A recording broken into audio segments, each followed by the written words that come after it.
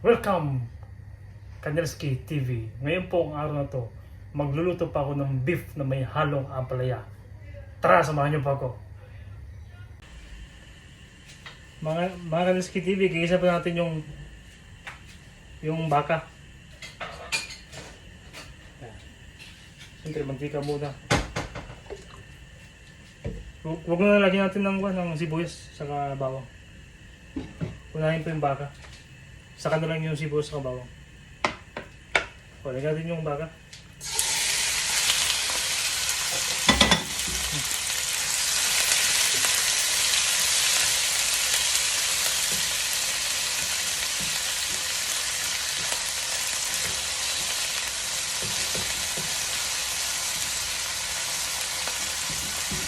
Ito po, hanggang mamula po yung baka, yung nagmamantika na, sakit na rin lagyan ng tubig.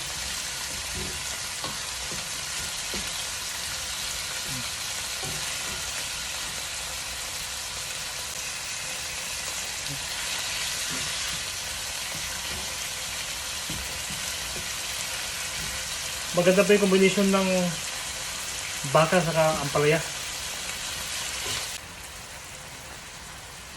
Maglagay mo tayo ng black pepper para sumiksik yung lasa sa karne. Yan. Yan po yung magpapabango sa karne. Yan.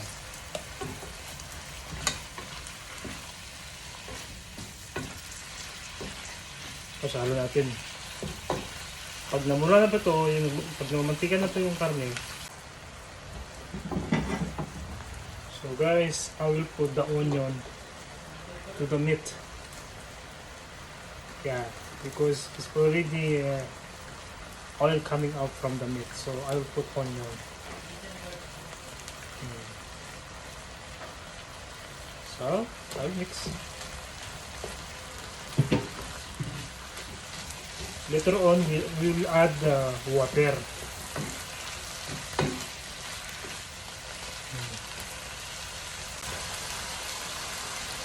Now I will add the water. Because already meat oil coming out.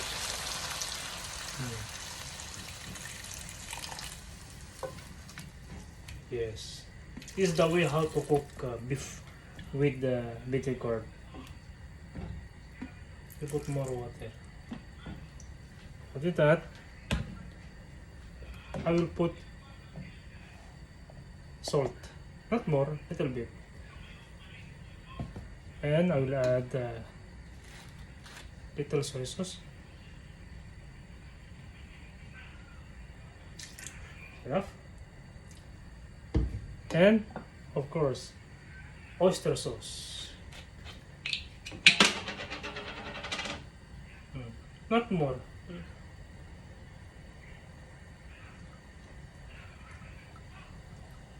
Only like that. Okay, and then mix.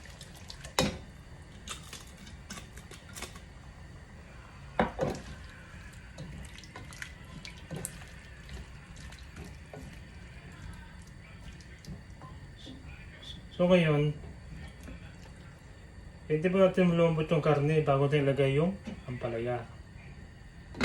Yan. Medyo malambot na yung karne. At ngayon po maglalagay tayo ng magic sarap. Baka naman para mas masarap. Iyan natin. Kunti lang, hindi masyadong marami. Ito po yung way ko kung paano ko magluto ng beef na may halong ampalaya. Napakasimple lang.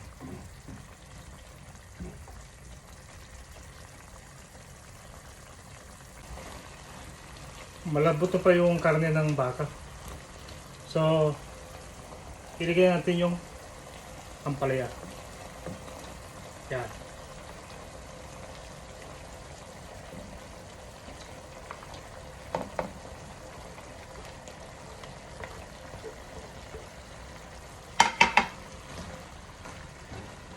Tapos ihalo natin para sumiksik yung sauce ng baka. Ayan po.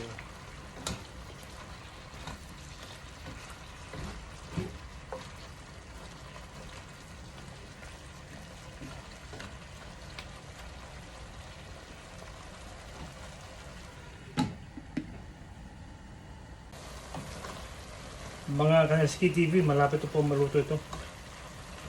Yung beef na may halong ampalaya.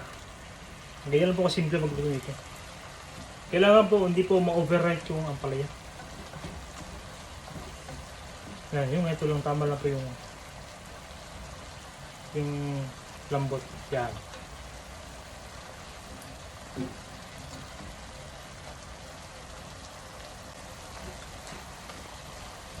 Ayan po, luto na ang beef with ampalaya.